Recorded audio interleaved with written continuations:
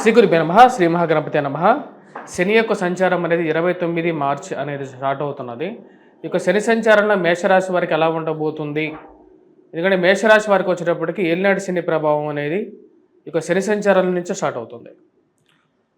ఎప్పుడైతే 29వ తారీఖున రాత్రి 11:15 శని యొక్క సంచారం అనేది ఎప్పుడైతే మీనరాశిలో ఒక సంచారం జరుగుతుందో అప్పటి నుంచి ఏలినాటి శని ప్రభావం అనేది ఈ యొక్క మేషరాశి వారి మీద ఎక్కువగా ఉంటుంది.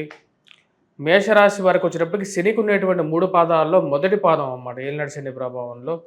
12వ ఇంట్లోకి ఎప్పుడైతే శని ప్రభావం జరుగుతుందో అది మేషరాశి వారి మీద ఎటువంటి ప్రభావం చూపిస్తుందని చూద్దాం. ముందుగా ఇది ఫైనాన్షియల్గా వచ్చేటప్పటికి ఎక్స్పెండిచర్ అనేది కొంచెం ఎక్కువగా అవ్వటం, మరియు అదేవిధంగా ఈ ఫైనాన్షియల్ ఎక్స్పెండిచర్లో అనుకోనిటువంటి ఖర్చులు ఎక్కువగా జరగటం, అది ఆరోగ్యపరంగా కానీ గృహపరంగా కానీ ఏదో విధంగా ఖర్చు అనేది జరుగుతూ ఉంటుంది. ఆ ఖర్చుని కంట్రోల్ చేయడానికి మీరు ఎక్కువగా ప్రయత్నం అనేది స్టార్ట్ చేస్తారు.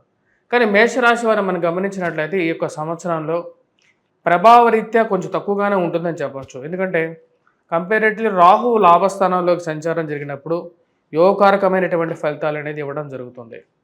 కానీ శని సంచారంలో ఎప్పుడైతే జరుగుతుందో కొంచెం శోకతృప్త హృదయం అనేది జరగటం, అంటే మానసికంగా కొంచెం బాధలు కలగటం, మనసుకు దగ్గరైనటువంటి వారు దూరంగా జరుగుతారనేటువంటి భయాందోళనలు, ఉద్యోగరీత్యా వ్యాపార రీత్యా ఏదైనా అనుకునేటువంటి సంఘటనలు జరుగుతాయా అనేటువంటి ఒక ఆలోచనలు అనేవి ఎక్కువగా భ్రాంతిని కలిగించే విధంగా ఉంటుంది.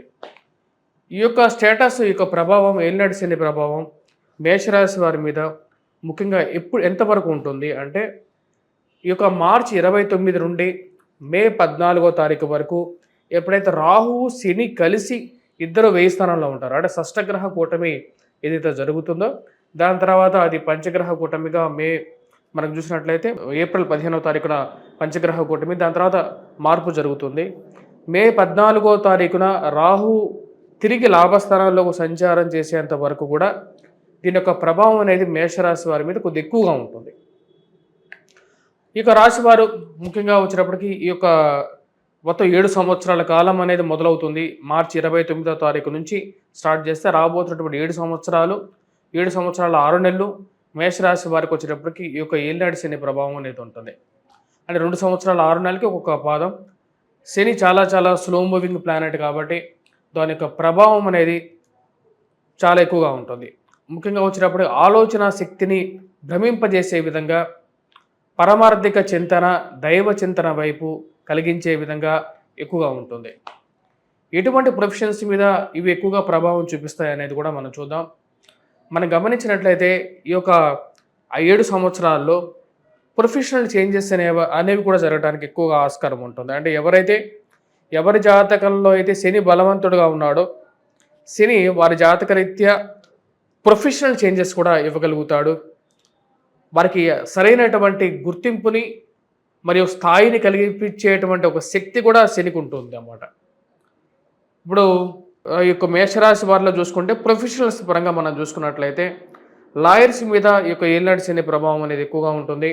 అదేవిధంగా కార్పెంటర్స్, శ్రమ వృత్తులు చేసేటువంటి వారు, అంటే అందరూ శ్రమ వృత్తులు చేసేటువంటి వారే, కష్టపడకుండా ఏది రాదు. ముఖ్యంగా కొన్ని ప్రొఫెషన్స్ వచ్చేటప్పటికీ ఈ మున్సిపాలిటీ రంగంలో పనిచేసేటువంటి వారికి మీద కానీ, ఇంజనీరింగ్ డిపార్ట్మెంట్లో పనిచేసేటువంటి వారు, స్పెషల్గా కన్స్ట్రక్షన్ విభాగంలో సివిల్ ఇంజనీర్స్ మీద కూడా దీని ప్రభావం అనేది ఉంటుంది. రోడ్స్ అండ్ బిల్డింగ్స్ డిపార్ట్మెంట్లో ఉండేటువంటి వారి మీద కూడా ఎక్కువగా దీని మీద ప్రభావం అనేది కనపడుతూ ఉంటుంది. వాటితో పాటు పెట్రోకెమికల్స్ మీద పనిచేసేటువంటి వారు, క్రూడ్ ఆయిల్ ట్రేడింగ్ చేసేటువంటి వారి మీద కూడా ఈ యొక్క ప్రభావం అనేది ఎక్కువగా ఉంటుంది ప్రొఫెషనల్ వైజ్గా మనం గమనించినట్లయితే. జాతకరీత్యా వచ్చేటప్పటికి శని మంచి అనుకూలమైనటువంటి స్థానాల్లో ఉన్నప్పుడు ఈ యొక్క ఏలినాటి శని ప్రభావం అనేది కొంచెం తక్కువ స్థాయిలో కనపడుతూ ఉంటుంది. నా యొక్క పర్సనల్ అనాలిసిస్ ప్రకారంగా కొంతమంది జాతకాల్లో ఏలినాటి శని ప్రభావం జరుగుతున్న శని ఉచ్చ స్థానంలో ఉన్నప్పుడు వారి జాతకంలో ఫలితాలు అంత నెగిటివ్గా లేవు, అందరికీ చాలా వరకు పాజిటివ్గానే ఉంది ఎక్కువ మందికి. కానీ ఈ యొక్క రాశి వారికి వచ్చినప్పటికీ మేషరాశి వారికి రేపు రాబోతున్నటువంటి గురువు యొక్క స్థితి అంత సానుకూలమైనటువంటి ఫలితాలు ఇచ్చే విధంగా గోచరించట్లేదు. ఇక్కడ ఈ రాశి వారికి లోహమూర్తిగాను శని యొక్క స్థితి అనేది ఉంటుంది. అంటే తక్కువ మిశ్రమమైనటువంటి ఫలితాలు ఇచ్చే విధంగానే ఉంటాడు. లోహమూర్తిగానే ఉంటాడు. 12వ ఇంట్లో ఉన్నటువంటి ఈ యొక్క శని సంచారం ఎక్కువ ఫలితాలు అనేది ఇవ్వడు. ఖర్చు విషయంలోనూ అనుకోని విషయాల్లో అంత్యక్రియల్లో పాల్గొనటం, కుటుంబ పెద్దలు గాని ఈ ఆ యొక్క తండ్రి తరపు సంబంధించినటువంటి వారు ఎవరైతే ఉంటారో వారు గతించటం, అంత్యక్రియ సంబంధితమైన విషయాల్లో పాల్గొనాల్సినటువంటి పరిస్థితి కూడా ఎదురవుతుంది. స్నేహితులు, బంధువులతో కొన్ని జాగ్రత్తలనేవి తీసుకోవాలి. కొత్తగా పరిచయమయ్యేటటువంటి స్నేహితులు, మరి కొత్త అలవాటులు, మార్పులు, చేర్పులు జరగడానికి కూడా ముఖ్య కారకంగా ఉంటుంది. ఏవైతే ఆల్కహాల్ గానీ, లేకపోతే వేరే మాదక ద్రవ్యాలు గానీ, ఇలాంటివి కూడా జీవితంలోకి రావటానికి ఎందుకంటే శని బుద్ధి భ్రమణాన్ని చేయగలుగుతాడు. అంటే శని యొక్క పరిస్థితి అడిక్షన్‌ని క్రియేట్ చేయగలుగుతాడు. మరి ఆ యొక్క ప్రభావం అనేది బ్రెయిన్ మీద ఎక్కువగా చూయించగలుగుతాడనమాట. మనం చూసినట్లయితే చాలా వరకు స్లో మూవింగ్‌గా ఉండేటువంటి వారికి జనరల్‌గా శని యొక్క పరిస్థితి అనేది వారి జాతకరీత్యా బాగుండదు. పొలిటికల్‌గా ఉండేటువంటి వారి మీద కూడా శని యొక్క ప్రభావం అనేది ఉంటుంది. ఎందుకంటే శని ఎప్పుడైతే బలవంతుడుగా ఉంటాడో వారికి వచ్చేటప్పటికి జనరల్‌గా సమాజంలో మంచి పేరు ప్రఖ్యాతులు ఉంటాయి. వీకెస్ట్ పొజిషన్‌లో ఉన్నప్పుడు ఈ యొక్క ప్రభావం అనేది పొలిటికల్‌గా కూడా దాని యొక్క ప్రభావం అనేది ఎక్కువగా ఉంటుంది. ఈ రాశి వారు ముఖ్యంగా వచ్చినప్పటికి ఎటువంటి వ్యాపారాల నుంచి కొంచెం దూరంగా ఉండాలి ఈ సంవత్సరం అనేది కూడా చూద్దాం. ఈ యొక్క సంవత్సరంలో వచ్చేటప్పటికి మెటల్స్‌కి కొంచెం దూరంగా ఉంటేనే మంచిది. ఐరన్, స్టీల్ వీటికి దూరంగా ఉండడం అనేది చాలా ముఖ్యమైనటువంటి సూచన. వాటితో పాటు లోహాలతో పాటు ఈ రాశివారు ముఖ్యంగా ఏవైతే పెట్రోకెమికల్స్ కానీ, క్రూడ్ ఆయిల్స్ కానీ ట్రేడింగ్ చేసేటువంటి వారు ఆయిల్స్‌కి కూడా దూరంగా ఉంటే మంచిది. సో ఈ రాశివారు ముఖ్యంగా ఎటువంటి పరిహారాలు చేసుకోవాలి? ఎందుకంటే ఏలినాటి శని ప్రభావం ఉంది.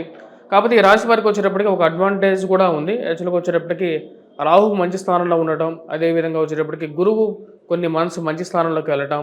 నెక్స్ట్ ఇయర్ కూడా ఎందుకంటే 2 ఇయర్స్ 6 మంత్స్ కాబట్టి నెక్స్ట్ ఇయర్ మళ్ళీ గురువు వచ్చేటప్పటికి మంచి స్థానాల్లో పంచమ స్థానంలోకి వెళ్ళటం. ఇవన్నీ కొంచెం పాజిటివ్ ట్రెండ్స్ అన్నమాట. కాకపోతే ఫస్ట్ ఇయర్ మటుకు కొంచెం ఎఫెక్ట్ అనేది ఉంటుంది. శని మీ జాతకరీత్యా మీ జాతకంలో కొంచెం నెగిటివ్ ఎంటర్ అవ్వబోతున్నాడు అంటేనే మీకు రాత్రిపూట సరిగ్గా నిద్ర పట్టకపోవటం, భ్రాంతి కలగటం అనేది పరిపాటిగా ఉంటుంది జనరల్‌గా. అదే మీ జాతకంలో శని కూడా నీచత్వం పట్టి ఉండే మటుకు ఏలినాటి శని ప్రభావం స్టార్ట్ అయితే ఆ యొక్క ప్రభావం అనేది ఎక్కువగా ఉంటుంది. మీ జాతకరీత్యా వచ్చినప్పటికీ ఎందుకు ఇలా కోయిన్సైడింగ్‌గా జరుగుతాయి ఏలినాటి శని ప్రభావం రీత్యా అంటే, ఏలినాటి శని ప్రభావం జరిగేటప్పుడు మీ యొక్క జాతకరీత్యా వింశోత్తర దశలో వచ్చినప్పటికీ రాహు మహర్దశ కానీ, లేకపోతే శని మహర్దశ కానీ సైమల్టేనియస్‌గా జరుగుతూ ఉంటుంది. లేకపోతే ఏదో ఒక బ్యాడ్ ప్లానెట్ అంతర్దశ జరగడం అనేది నేను గమనించడం జరిగింది. సరే ఈ రాశి వారు ఎటువంటి పరిహారాలు చేసుకోవాలి అనేది మనం చూద్దాం. ముందుగా వచ్చేటప్పటికి రాశి వారు ఎక్స్‌పెండిచర్ మీద ఒక దృష్టి అనేది సారించాలి. ఖర్చు పెట్టే డబ్బుల గురించి, ఫ్యామిలీని ఎక్కువగా ప్రొటెక్ట్ చేసుకోవడం గురించి, ఈ యొక్క విషయాల గురించి ఎక్కువగా జాగ్రత్తలు అనేవి తీసుకోవాలి. ఈ రాశి వారు ముఖ్యంగా పరిహారాల విషయంకి వచ్చేటప్పటికి ఏలినాటి శని ప్రభావ రీత్యా వెంకటేశ్వర స్వామి దేవాలయ దర్శనం అనేది చాలా సింపుల్ టెక్నిక్. వాటితో పాటు శనిగ్రహ మంత్రజపం చేసుకోవటం, ఇంట్లో ఎటువంటి పాత ఇనుము ఉంచుకోవద్దు. వాటితో పాటు ఆయిల్ అన్నెసెసరీగా మీ దగ్గర పెట్టుకోవడం కానీ, లేకపోతే నువ్వులు దానం ఇవ్వడానికి ఎక్కువగా ప్రయత్నం చేయండి. వీలైతే ఏదైనా శనివారం నువ్వులు దానం ఇవ్వటం, మరియు అదేవిధంగా ఇనుము ఏదైనా ఉంటే, ఏదైనా వెంకటేశ్వర స్వామి దేవాలయం కన్స్ట్రక్షన్లో ఉంటే దానికి ఎంతో కొంత మీ యొక్క తోచినంత దర్శనం చేసుకున్న తర్వాత దానంగా ఇవ్వండి. లేకపోతే వెంకటేశ్వర స్వామి దేవాలయ దర్శనం, తిరుపతిలో ఉన్నటువంటి దేవాలయ దర్శనం కూడా చేసుకోవచ్చు. ఇటువంటి పరిహారాలు ఎక్కువగా పాటించండి. 7 సంవత్సరాలు ఉంది దీని యొక్క ప్రభావం. మీ జాతకరీత్యా కూడా శని మహర్దశ నడుస్తున్నట్టు మటుకు బ్లాక్ సాఫైర్ ఒక 5 క్యారెట్స్ ధరించండి. మీ యొక్క జాతకరీత్యా మధ్య వేలుకు ధరించాలి. అది ధరించినట్లయితే సానుకూలమైనటువంటి ఫలితాలు పొందగలుగుతారు. స్వస్తి.